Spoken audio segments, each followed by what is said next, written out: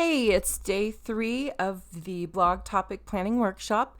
And I forgot to mention at the very beginning, each time you get your pen and paper or your handy dandy free planning worksheet that I gave you to print on that first day, try to write down about 5 ideas, blog post ideas per workshop day, or you can go for 10 or 15, however much you feel that you want to spend on each of these methods of finding the great topics.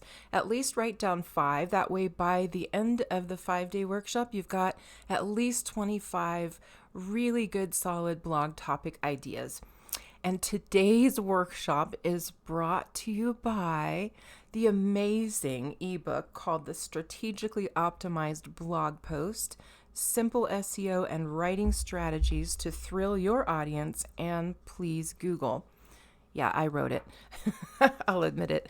I'm not a good salesperson, but I am going to mention it because I think it's an awesome, helpful resource for beginning bloggers to show you not only some of these topic finding methods that you're going through in the workshop, but how to take that to the next step.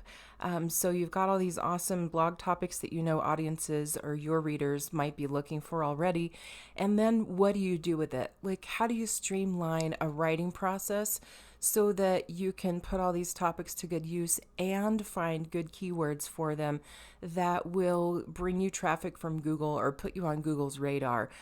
Since search engine optimization, otherwise known as SEO, is a really slow burn, I highly recommend, and I've heard from dozens of pro bloggers that this is the one thing they'd go back and do again if they could start their blog all over and do something differently. I think I read an article where 20 out of 22 said right off the bat, I would go back and pay attention to SEO and get my posts written for Google traffic with the keywords on the topic I'm writing on. I would just do that automatically.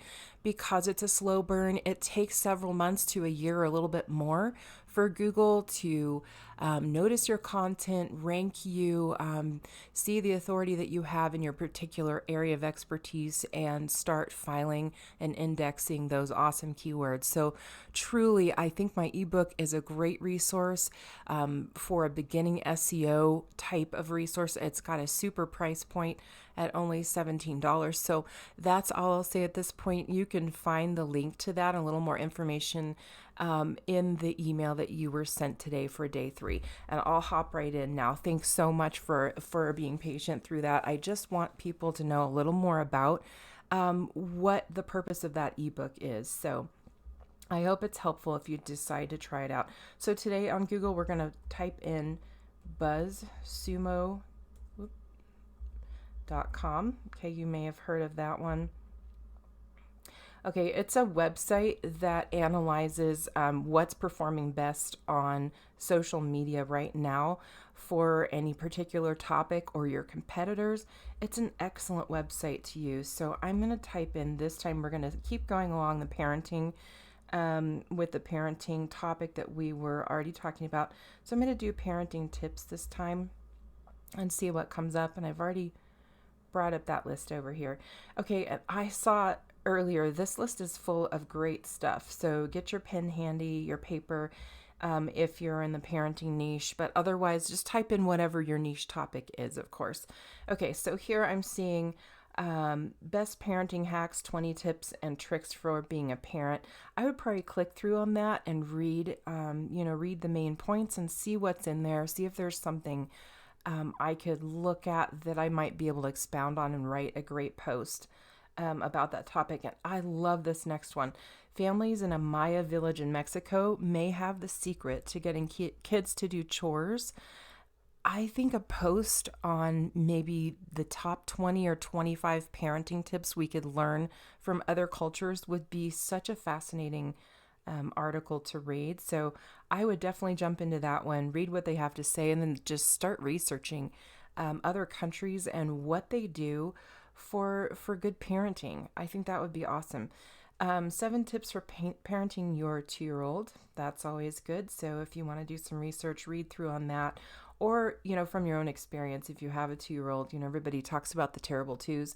That might be a great thing to tackle for a good And a good blog post, that people are already looking at this stuff because here, this one is from February 2018. It has got a ton of social shares, and that's what BuzzSumo is good for, to look at how many shares it has, how much popularity that type of topic is having at the moment. So also, Parenting Tips 101, how to raise well-mannered and smart children.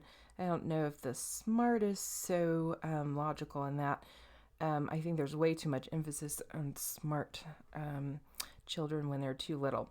Anyway, I'm off on a tangent. How to raise well-mannered kids. That's a great one to tackle.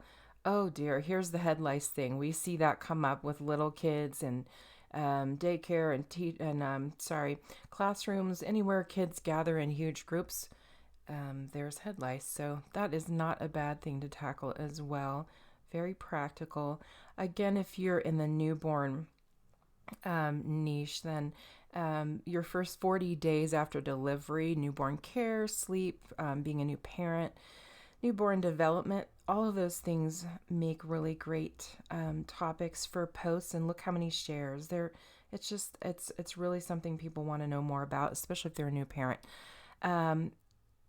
12 tips for parenting in the digital age.